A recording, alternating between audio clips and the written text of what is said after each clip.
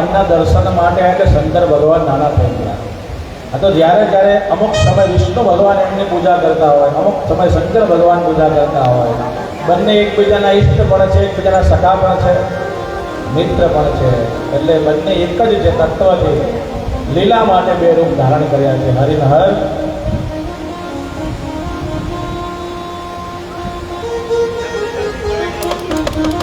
ત્રીજા દિવસે શંકર ભગવાન મહાદેવજીના દર્શન કરીને ધન્ય થઈ ગયા. અને આવા વૈષ્ણવ દર્શન કરવા આવે તો ભગવાન તો બહુ રાજી થાય, ઠાકોરજી બહુ રાજી થાય. તો પરમ વૈષ્ણવ જ્યારે દર્શન માટે આવે તો અતિશય રાજી થાય.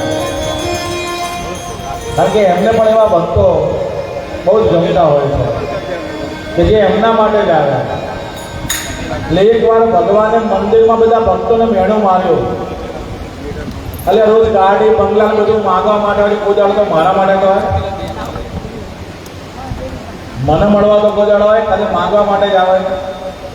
પણ આવા વૈષ્ણવ નિષ્કામ ભક્તો એ ઈશ્વર પાસે કશું માગતા નથી, બસ એના દર્શન કરવા. એવાને ભગવાન દર્શન આપે છે. ધન્ય ધન્ય ભાઈ.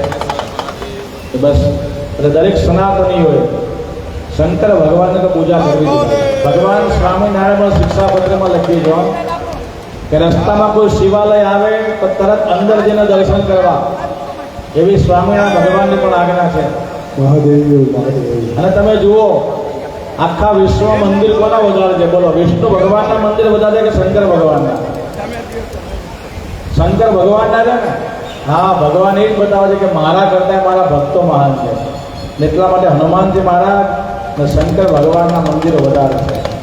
તો હવે આપણે એથી મહાદેવજી વિદાય આપીશું અને આગળ હવે મટકી ફોડની લીલા આવે છે થોડીક વાર રહીને.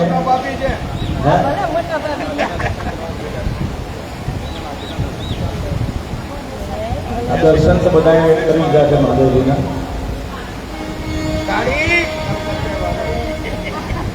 અધિક મહિનો છે ભાઈ,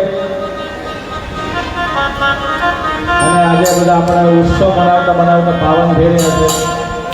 આ બધા અવતારોની પ્રાકૃતિક થાય એટલે આ આશ્રમના નિમિત્તે જેને જે પણ કંઈ દાન ભેટ મૂકવી હોય તે મૂકી શકો છો અને ધન્ય બની શકો છો. કોઈ પણ પાત્ર આવે એમાં ભગવાનની જ ભાવના રાખવાની આપણે, અને એવા જ ભાવથી દર્શન કરવા. એમાં વ્યક્તિના દર્શન ના કરવા. ભગવાનનું સ્વરૂપ બનીને કોઈ આવે એટલે ભગવત ભાવથી જ દર્શન કરવા.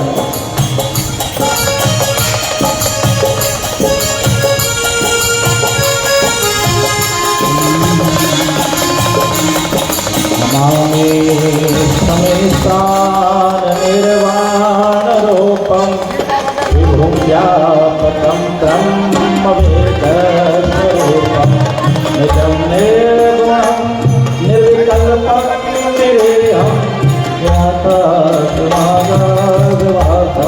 ભજેહમ આકાર ઓંકાર મૂલમ તુરીયમ જ્ઞાન ગોતિ કરાલમ મહાકાલમ કાલમ કૃપાલમ ગુણાધાર સંસાર.